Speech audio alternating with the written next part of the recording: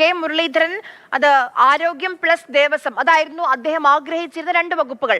ആരോഗ്യവുമായി ബന്ധപ്പെട്ട ആദ്യം സംശയമുണ്ടായിരുന്നെങ്കിലും ഇന്നലെയൊക്കെ അദ്ദേഹം തന്നെ പരസ്യമായി ആരോഗ്യ വകുപ്പിൽ താൻ എന്തൊക്കെ ചെയ്യും, തിരുവനന്തപുരത്ത് രണ്ടാമത്തെ മെഡിക്കൽ കോളേജ്, അങ്ങനെ കുറെ കാര്യങ്ങൾ പറഞ്ഞതോടെ ആരോഗ്യം അദ്ദേഹം ഉറപ്പിക്കുന്നു എന്ന് നമുക്ക് പറയാം.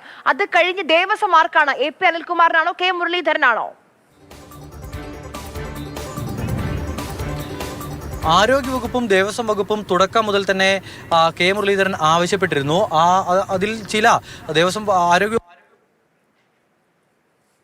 വകുപ്പ്, അതോടൊപ്പം തന്നെ ദേവസ്വം വകുപ്പ്, ഈ രണ്ട് വകുപ്പിന്റെ ചുമതല കെ മുരളീധരന് നൽകും എന്നുള്ളതായിരുന്നു ഇന്നലെ വരെ ഉണ്ടായിരുന്ന വിവരം. പക്ഷേ അതിനുശേഷം ഒരു മാറ്റം ഉണ്ടായത് വൈദ്യുതി വകുപ്പിന്റെ ചുമതലയിലേക്ക് കെ മുരളീധരൻ മാറിയോ എന്നൊരു ചോദ്യം ഉയർന്നു വന്നു. പക്ഷേ അതിൽ കെ മുരളീധരന് കൃത്യമായി തന്നെയുള്ള അതൃപ്തിയും ഉണ്ടായിരുന്നു. ആരോഗ്യവകുപ്പ് എടുത്തു മാറ്റി ആരോഗ്യവകുപ്പ് AP അനിൽകുമാറിന് നൽകിക്കൊണ്ട് വൈദ്യുതി വകുപ്പിന്റെ ചുമതല കെ മുരളീധരന് നൽകും എന്നുള്ളതായിരുന്നു പുറത്തു വന്ന വാർത്ത. പക്ഷേ ആ വാർത്ത വന്നതിന് ശേഷം കെ മുരളീധരൻ കടുത്ത അതിർത്തിയിലായിരുന്നു. അത് പറ്റില്ല എന്നുള്ള നിലപാടിൽ തന്നെ കെ മുരളീധരൻ നിന്ന് ഒടുവിൽ ആരോഗ്യവകുപ്പിന്റെ ചുമതല കെ മുരളീധരൻ നൽകാനൊരു തീരുമാനം തന്നെ ഉണ്ടായി. അതിൽ മാറ്റമില്ല എന്നുള്ളതാണ് പ്രതീക്ഷിക്കുന്നത്. ആരോഗ്യ വകുപ്പിനൊപ്പം വൈദ്യുതി വകുപ്പിന്റെ ചുമതല കൂടി എന്നുള്ളതാണ് ഒടുവിൽ പറഞ്ഞു കേട്ടത്. പക്ഷെ അതിലും ഇപ്പോൾ മാറ്റമുണ്ടാവുകയാണ്.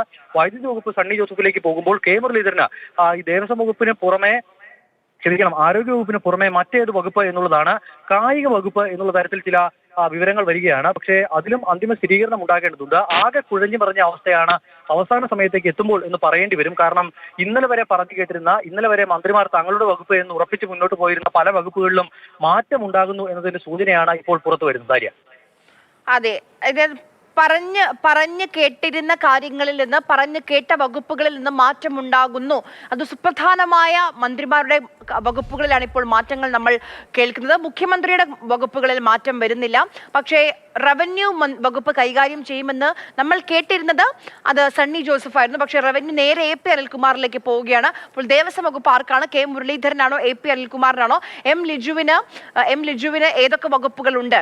എക്സൈസിനൊപ്പം ടൂറിസം ആണോ ഉള്ളത്, അതല്ലെങ്കിൽ കായികമാണോ ഉള്ളത്? ഇക്കാര്യത്തിലും അതോ സഹകരണ വകുപ്പാണുള്ളത്? അപ്പോൾ എം ലിജുവിന് രണ്ട് വകുപ്പുകൾ ഉണ്ടെന്ന് കേൾക്കുന്നത് ഏതാണ്? എക്സൈസ് ഉറപ്പിക്കുന്നു, മറ്റ് രണ്ടാമത്തെ വകുപ്പ് ഏതാണ് എന്നുള്ള കാര്യത്തിൽ കൂടി ഒരു സംശയമുണ്ട്.